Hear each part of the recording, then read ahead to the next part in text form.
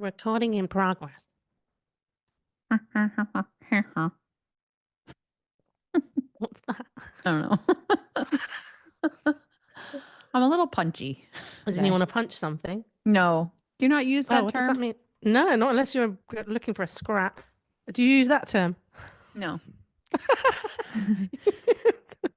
We will find some common language. We've got a podcast. We need to.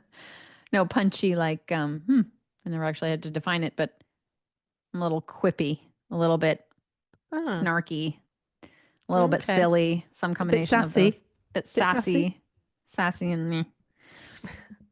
Yeah, Okay. Well, pre-prepared. yeah. Not sure how we segue from that into permission, but I could talk about permission all day long. It's one of my favorite subjects to talk about in recovery. This is a subject that appeals to me so much because it's an undercurrent of a lot of assumption about what it means to not diet, to be an intuitive eater, or to do intuitive eating, to have food freedom. And I think sometimes I take for granted how I actually feel about personally what intuitive eating means and also how it's outlined actually in the book and by the founders of intuitive eating as a trademark. And the explanation of this, I think, like, I kind of wish we had a podcast episode where sometimes I could be like, let me refer you to this podcast episode so that we can talk about what this really means and what this really is and isn't, which we've done in different pockets of the podcast of different episodes before. But I think it needs its own space to exist. Well, we're going to give it some. Okay. Yeah, it grinds my gears when, and sometimes it'll happen on a piece of content. Someone will comment and they will refer to intuitive eating as just eating whatever you want. And they'll talk about that as being irresponsible because you're not taking into account your health. They'll talk about it as irresponsible because they'll say that things like processed foods are highly addictive. So you're kind of pushing people towards these kinds of foods. And how would you refute that, Steph? That particular citation of Mm, processed foods. mm. Well, the way that I kind of want to back up further. And I've Well, I mentioned this. kind of want to drive forwards quicker. What are we going Well, to do? We're I going need to to set just up stay the still. answer. I'm just kidding. Go on. Intuitive eating, this whole idea of not dieting anymore, isn't the same as all in recovery. And the two are often, I think, confused. Yes. So while many people arrive at intuitive eating via an all in method, it isn't the same. And all in is that kind of free for all, whatever you want, eat it. There are no rules, there are no considerations. Processed food, bring it on, right? Like that is all in recovery and it has a place, but it also doesn't apply to many people. And it's also not the goal. Like it's not where we're meant. It's a process. We've talked about this before. Need to Mhm. say it again. It's a different thing. It's a different concept. Um, and that to me is the crux of the matter. I think that this idea of like eat whatever you want whenever you want it, there are no rules, there are no boundaries whatsoever. There's no consideration Mm. whatsoever is inaccurate.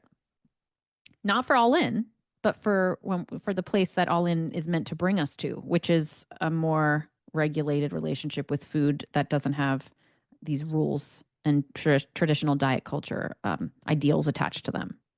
I think that's a really important distinction. And I think majority of people who have a very fringe idea of what intuitive eating is about probably couldn't name more than two principles, I would have thought. Yeah. And there's 10 of them. There's And I 10. there's 10. Should we name all 10? We've done that in episodes. Have we? Absolutely, we have. We have a whole No, off the episode. top of your head, Steph. Oh, I can do it off the top of my head, but I mean, Yeah. I'm not here to prove myself to anybody. But we Well, had an prove it to episode with me. Evelyn Tribbley and Elise Resch, who are the Yes. founders of intuitive eating. Do we want to I mean, we can talk about the principles. But I would even go so far as to say this doesn't even have to be about intuitive eating. It's not even just that. It's about concepts of food freedom, non-dieting, food permission, right? Just unsubscribing from diet culture. Even if you're not following the principles of intuitive eating, I still think this messaging applies. I think it's a misconception about what it is. Mm-hmm. And I think that the reason for that in some cases is because it's easy to like sort of race to this relief of, oh, there's this thing out there where I don't have to diet and it's this kind of safe haven for me to go. And it's still an offloading of, I want to say, of responsibility and accountability to some degree. It's kind of like this place to be like, all right, I can do that thing instead. That's this thing I'll subscribe to as another way of offloading the intuition. You know what I mean? Mm-hmm. Like where it becomes this thing that we're doing because other people are doing it, or other people it's trending, or it just sounds like easier than having the diet rules. And I think there's an expectation of the outcome. So it's like, okay, well, if I go to that thing, so many people are talking about it, I'll just repair my relationship with food this way.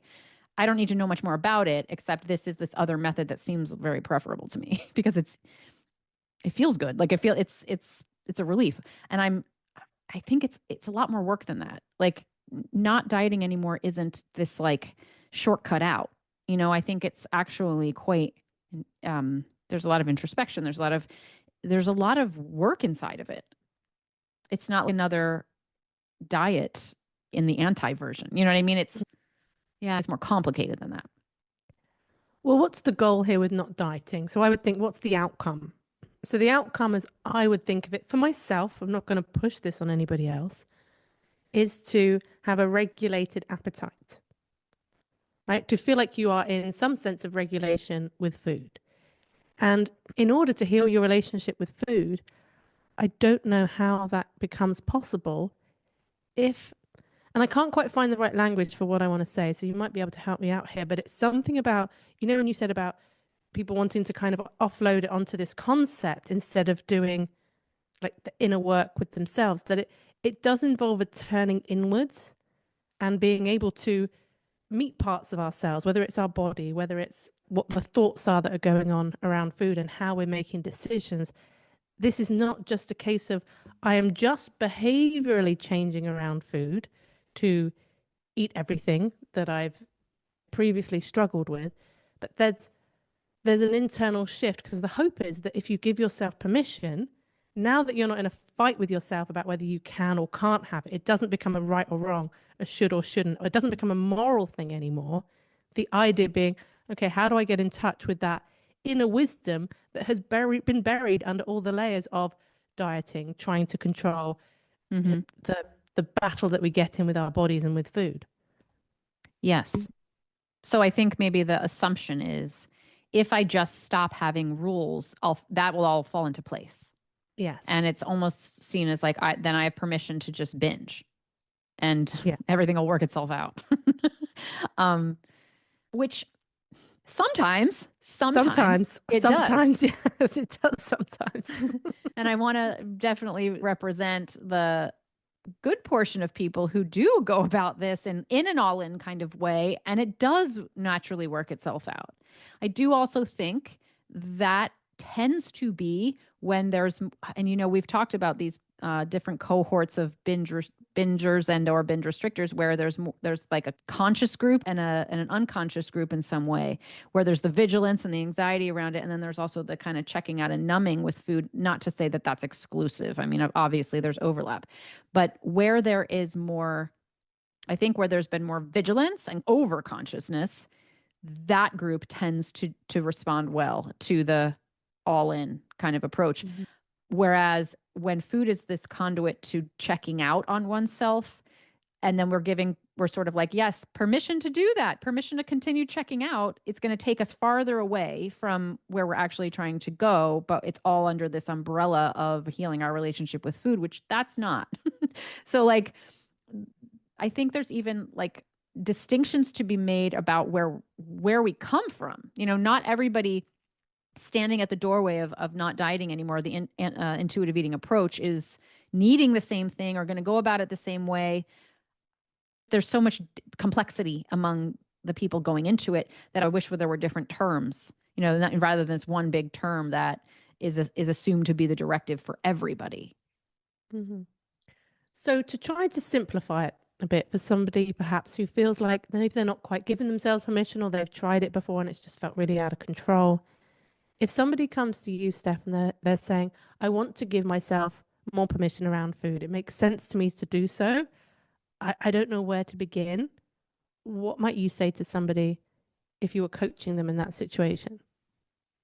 Well, the first thing I need to do is learn more about where they're coming from. Like, I have more questions before I have responses, right? So it's kind of like, what's the current relationship with food? What's the current nature of the, like, one of the questions I ask clients first in a consultation call is, how do you meet the day with food today? Like, how did you wake up this morning and sort of approach Mhm. food? What does that look like? Because some people are like, oh, I just eat breakfast and I eat my lunch, and I just find myself sort of by the end of the day feeling like I just need to binge. And then it's kind of like, okay, let's go back. Let's see what does breakfast look like? What does lunch look like? And what's going on in the mind around that? And there's other people who might say, well, I don't eat breakfast because I just binged the night before. So it's like, where's the patterns of restriction happening, and restriction is going to be relevant including emotional restriction. So it's like, where do we sit at first? Like, I think that is a starting off point of where I need to, and because that's going to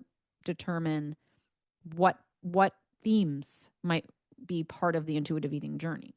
Mhm.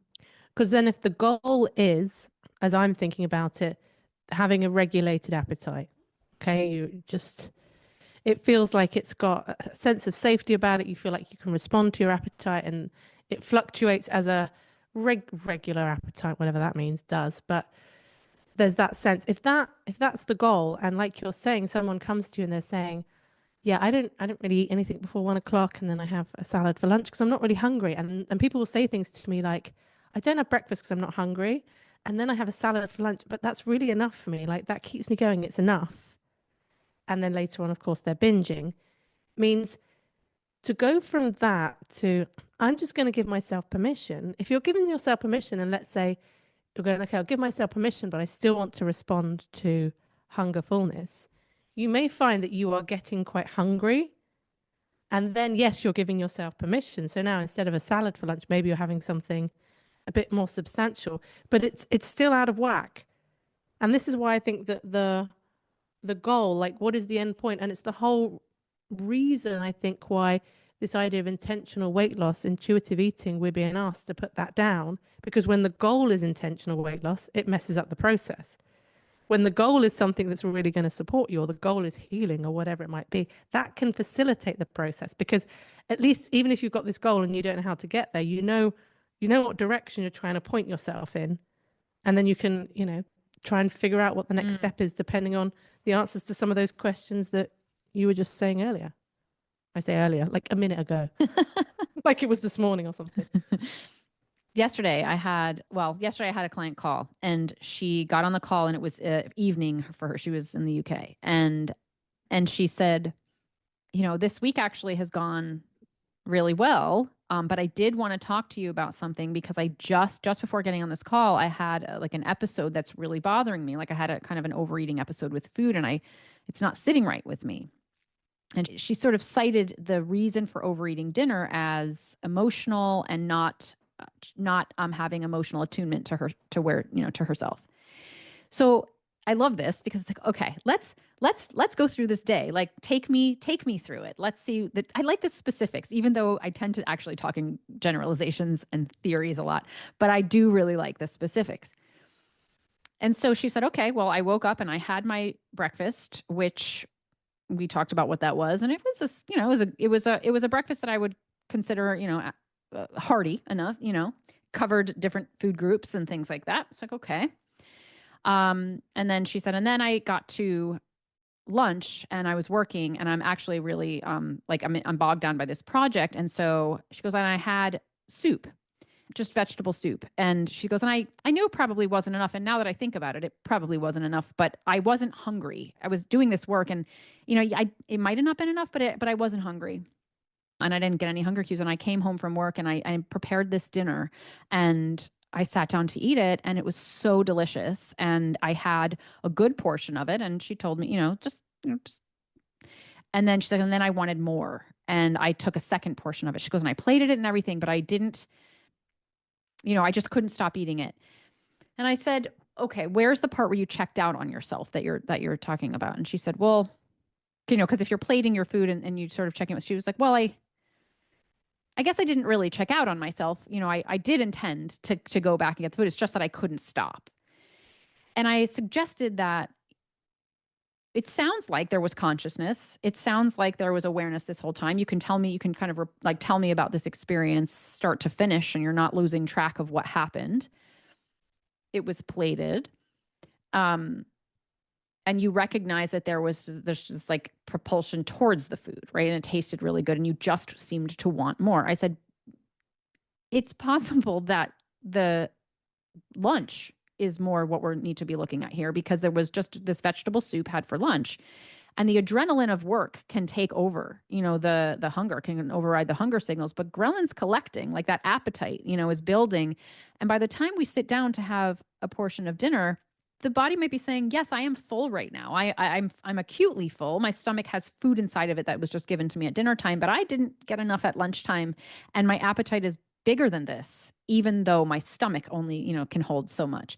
And this, she said, I never thought about that. Like I didn't consider, because I'm not restricting. It wasn't something I was doing purposefully. And I didn't have the hunger cues. And I think that this assumption that we're checking out on ourselves and all of this emotional eating kind of, which happens, by the way, and emotional eating does happen and checking out does happen even in the presence of eating enough food. But so often this happens and we assume that we're doing something wrong, when in fact, to go back a little bit and to look at, is it that you just sort of gave yourself permission to keep eating and then felt guilty about it and felt like you'd sort of done intuitive eating wrong? A reflection of you just having no control over yourself, or, having an unbridled appetite? Or was this actually a hunger cue? And I think the hunger cue piece is missed so much. And then we're like, see, when I allow myself to eat whatever I want, I end up overeating. But it's like, well, that might be appropriate based on what happened earlier in the day or even earlier in the week. Well, that compulsive feeling around food, that feeling, because you're saying your client was saying, I couldn't stop. So she felt out of control. It was an intense desire for more, which when, of course, you've struggled with food for so long, that's horrible. That's the binge feeling, right? So even if you looked at it afterwards and gone, okay, maybe that's not a binge amount of food, it feels like it. And it's a bit scary to feel like that. And I would still get that feeling in certain situations if certain things apply. If for some reason I was in a similar situation and I didn't really have a lunch, I can have that feeling in the evening where it feels, I probably wouldn't use the word compulsive now. I would use the word that it just feels more urgent. Mm-hmm. Yeah, it's just big. And because eating or hunger itself is a compulsion, like we are compelled to eat. And so I think there are times, especially if you do feel like, oh, maybe the types of food or the amount of food I ate feels larger than, even in a not particularly restrictive way, your mind is going, that feels like proportionate in this situation. I guess I kind of want to say it's okay. It doesn't mean that you have fallen back into disordered eating, because that feeling used to scare me, especially, I'm going into recovery and I might have moments where I do feel like I need to eat more than I thought I needed to eat. And I don't feel like I cannot eat less. That bit was like, but when I don't get into a battle with that, you can kind of navigate your way through it. And when you have a reason for it as well. So when you can look back and go like, oh, I can see where that feeling came from. I think there's a great deal of safety in that and understanding that, oh, I only had vegetable soup for lunch. And that's why I might have had that, what feels like being out of control at dinner time. Yes. And so this group of people, right? So people who are dealing with this kind of hunger, as can walk into intuitive eating or such principles and feel like when I'm not monitoring or restricting what I'm eating, those floodgates open and I end up overeating and I end up binging. And that's why this doesn't work for me, when in fact, it's actually a very appropriate hunger response happening. This is one subset of people, and it happens very frequently. It happens a lot. In which case, it's not that necessarily that this approach isn't working. It's just that we haven't really, I don't think we've deconstructed enough how hungry we are. And also like what is given as normal and what restriction really means and is. But that's not it. And I want to be sure to include, like, that's not the only group of people. That's not going to solve everybody's answer to this question, right? Like, there's other clients that I've worked with where that isn't happening. It's not a matter of eating vegetable soup for lunch. It's a matter of almost potentially just saying, like, I'm allowed to eat whatever I want. And so I am having whatever I want, and I'm overeating at every single meal and in between. I don't even, I'm just eating all day, every day. And what say you about that? Because there's not a restrictive, there's not hunger. It's not a hunger. I'm actually constantly overfull. So if we were to take that into an example, let's say somebody's in a depressive or depression cycle. And so they find themselves, they're just ordering food and buying food that they don't have to prepare. And so they're just finding that they're eating a lot as a way of, they're trying to regulate their mood. And so maybe they're having binges, maybe it feels like there's a lot of overeating. To say to somebody in that position, oh, just do the permission thing as a standalone with nothing else around it. No, nothing else to hold on to may not be helpful, because it could even be that because of what they're eating, that could be then contributing to their mood, giving them a boost in the moment, but it's perpetuating it. It could keep them stuck in a cycle. So if we were coming back to, this is why I think what it is that we want, the outcome is important with something in that kind of situation. If it's available to this person, if they're in a place where they are able to do something different, this is where I'd be thinking of things like gentle nutrition coming in. Yeah. Like having some meals, bringing some foods perhaps with some higher nutrient density in. So it would become almost like the anchor meals of the breakfast, lunch, and dinner. Can that be turned into this sort of non-negotiable? And how do we make that easier as well? I think is always crucial for anybody perhaps is feeling it's got that low mood. So motivation is tough. So this is not about doing anything perfectly, but like, how do we make these shifts with the most improvement? But we're not talking about saying you can't have this or cut this out. We might be talking about just bringing in a bit more fiber, bringing in a bit more protein. Can we have a couple of meals where we've got the whole range of the protein, carbohydrate, fats, and fiber? Because that might be needed. They do this in eating disorder treatment where they talk about it. They talk about it as like balancing the blood sugar roller coaster. Mm-hmm. So they talk about it as like creating this consistent energy of feeding the furnace. Because as well, if you're in that depression cycle and there's no planning foods, because that feels impossible, particularly if you've got that kind of diet mentality, you're imagining that if you do plan foods, they should look a certain way, and you don't have the energy for that. Those foods just might not feel very appealing to you in that moment. So we might look, that's how I might think about it there, is that for some people even in the initial permission stages, bringing in some gentle nutrition is helpful, but we're bringing in, not taking out. Here's the different offshoots of that. If this is you, if you feel like you're being described here, there might also be a confounding variable of mental restriction and or physical restriction. So if you're in a depressive place where the energy is really low and you're like, okay, maybe the idea here is to bring in and to add in and gentle nutrition, but you've got a mindset of that feeling like more diet culture, you know what I mean? Or more, because if we haven't deconstructed what that means, it's going to potentially be read as, you're telling me that I need more fiber. I hear you have to, and so then you've got this low energy state, plus now this confusing idea of like, well, I thought I could eat whatever I want, which sounded really appealing to my low energy state because I don't have to think about it and make decisions. But now you're telling me that there's other thing to think about, which just reads to me like diet culture, which is just going to, it's confusing, and it's more work, which is when you're in this kind of low state. It's almost like the reason I went towards intuitive eating was to kind of get away from having to be responsible for anything like that. Like, I don't want that kind of information pressuring me. And even gentle nutrition can feel like a burden, you know what I mean, of something. And it's easier to just think about like, I just would rather just have permission to eat whatever I want, so I don't have to think about it and feel like I'm doing anything wrong. So there is some deconstructing to do and some thought here that is part of intuitive eating, or however you want to call it, that I think isn't the appeal of why we move towards it in the beginning. Because I'm thinking about myself in my late teens, early 20s, when physical restriction was not happening. I was only binging daily, lots and lots and lots, gaining lots and lots of weight quickly. Mental restriction was high. I was definitely under the impression every single morning when I woke up that I shouldn't be doing any of that. And like diet starts tomorrow, but never happened. But physically, I was not hungry. The idea of this at that time in my life, honestly, would have felt like too much work. And it would have felt like I still can hear, I just know that I would have read it as just more diet culture principles. So like, what you're telling me to eat balanced meals regularly? How is it different from what I already know? And also like, where's the part where I deconstruct my mental restriction? You know what I mean? Because it's not really addressing the part of me that is judging myself for every processed food I put in my mouth. And it's like two parts going on here where like there is a call to deconstruct all these like all the morality around food that's probably existing in the mental restriction.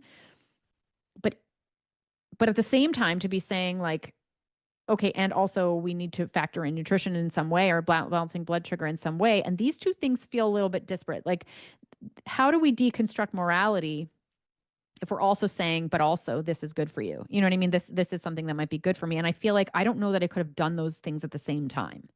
I ended up doing them at the same time much later in a very radical way. But if it's not radical, I don't know how well I would have been able to be considering both of these things.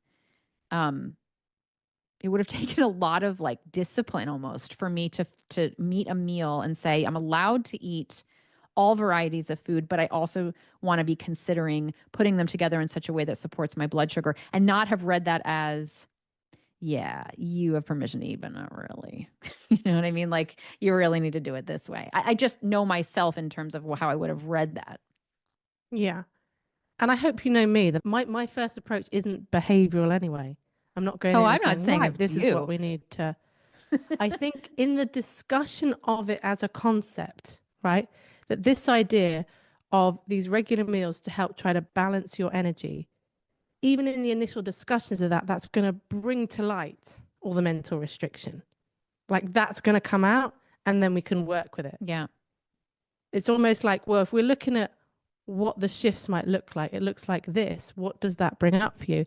That's the thing that then provokes it in their own words. Because I could start going in and obviously I'm not suggesting anything either of us do this, but going in and start lecturing on like mental restriction and like you're probably thinking like this and actually like diet culture, la la la, you know, that kind of talk with the hand motions and everything. And the head. But yeah, sometimes then it's when we're like, okay, if this is what we're looking at, might be a beneficial place to get to. I say all the time to my clients, what does your mind do when I say that? So I'm always anticipating and always inviting that pushback. Yeah. And then I'm like, come on, let's respect. My clients must get fed up of me going on about, I said like, I really think, we need to honor and respect the resistance because it's only trying to protect you. It's coming from fear and or shame. I mean, I don't know how many times I say that a day, but it just feels so true. I feel like, because when we're honoring the resistance, this is parts work. There's a part of us that's going, no, too much or overwhelming, or I don't want to, or whatever it is, it's pushing back.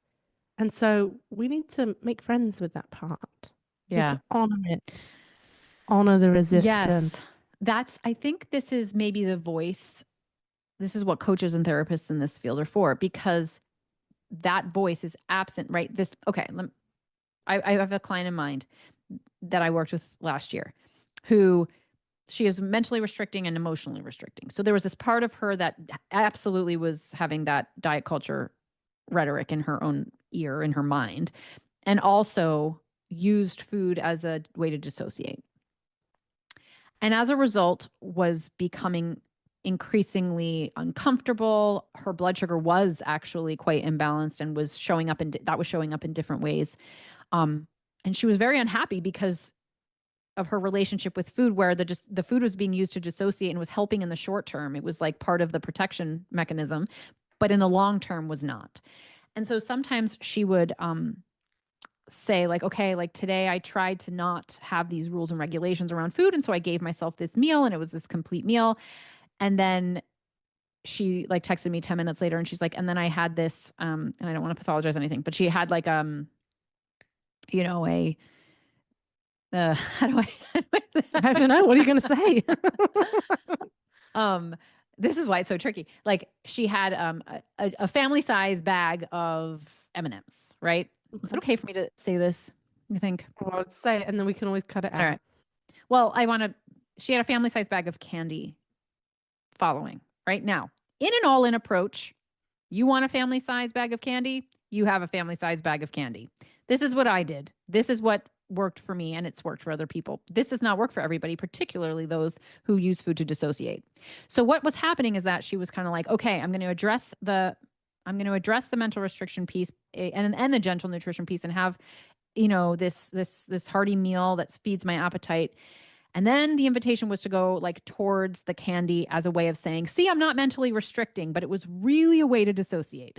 And so this was happening, and it was very careful how I had to talk about that, or how I felt, would be the most supportive way to talk her through this, because I think the expectation was like, see, I need permission to eat the whole bag of family size candy because that's what intuitive eating's about, right? Like just listening, just eating whatever I want.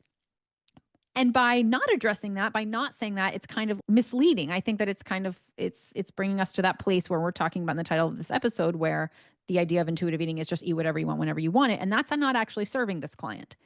It would the all-in client, but not this client. She needed a voice to come back to her to say what you just said, which is kind of like to have this voice of compassion around, like, let's look at this. What is the function of this food right now? Is it to sort of give ourselves permission to eat, or is this a function of dissociation? Even asking that question can read to somebody as an accusation, right? As like kind of like, oh, see, I'm not allowed to eat, like I'm not allowed to have this permission. There's judgment about this candy. I hear it, you know what I mean? So having, and it's tricky, like having a voice to come in and carefully, gently, non-judgmentally investigate that choice is missing from diet culture. It's missing from mainstream. We don't have gentle invitations. We have accusations. We have morality and judgment. But we also don't want to like move to the other side, which is what I think intuitive eating has become for many people, which is just forget about it. Just don't even look at that. Like that's not it. You're allowed, man. So just do what you need to do, because then the disservice is on both sides, right? It's the disservice of diet culture is clearly a disservice, which is moralizing everything we do and creating vigilance.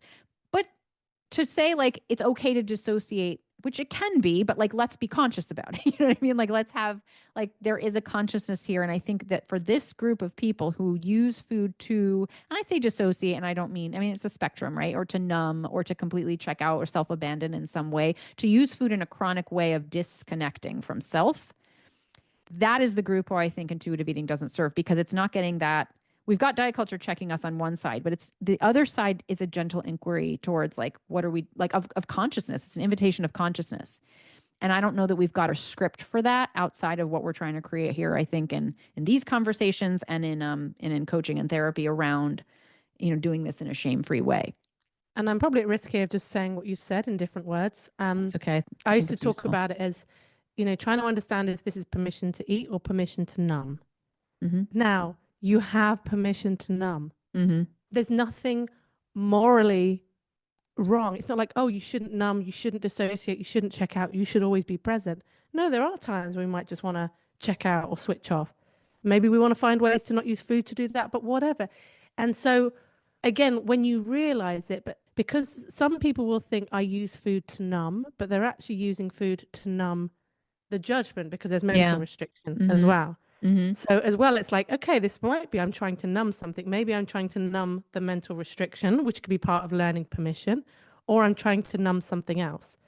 But when we recognize it and we can use this kind of language to make some sense and meaning, it's just about trying to make sense of our experience and then deciding, one, how we feel about that, how that's sitting with us, what feels possible, having compassion for the human experience of just this stuff being a challenge at times. And I think the frustrating message, and I think where people feel gaslit by intuitive eating, is just going to reiterate it here as we're nearly bringing the episode to a close, is the idea that give yourself permission to eat with zero boundaries, zero consideration for what you're eating, and it will naturally balance out. You will naturally start craving different types of foods. I think that's true for some people and just not true for others. And it's not restricting to consider it. And that's the gentle nutrition piece that I think anyone who hasn't actually read the book or know much about the principles will not get to that part of the process, which is absolutely you can consider inviting in nutritional balance or nutritional ideas. Common sense nutrition is how Evelyn Tribole talks about it. And that's not restricting. And that's the piece I think that gets sticky of worrying about going back to restriction or feeling like that's not part of what intuitive eating is about. And also, even if you do know that it's part of what intuitive eating is about, there's a feeling that arises when we're introducing those principles, because the only way we've understood those principles is through diet culture. So it's hard to create something new, on the backs of something that was damaging. And it looks a lot like it. And that's an exploration. And I think it's about creating regulation in that exploration. Yes. It's having permission to have the food, to say yes to the food. It's also having permission to not have the food. But I think until you can say a free and guilt-free yes, practicing your nose is always going to be sticky because that mental restriction is going to come in. So it almost feels like there's a certain stages to this as well. Yes. Like permission, there could be several stages within it. You could have 10 principles of food permission. We should do that. Okay. Have you ever heard the term humble mumbling? Humble mumble. So it's this idea that when you are selling something, you create your content and then people do this like little humble mumble at the end where they're like, oh, and by the way, I have an intuitive eating course about this if you want it. So this is my humble mumble at the end of the episode where I let people know in a couple of weeks' time, I am running an intuitive eating course, which I am calling a rebel friendly course because we are looking at how to personalize intuitive eating for you, so it's very much about embodying the spirit of intuitive eating, not necessarily the letter of the law. And so if you want to find out more about that, there will be a link down below.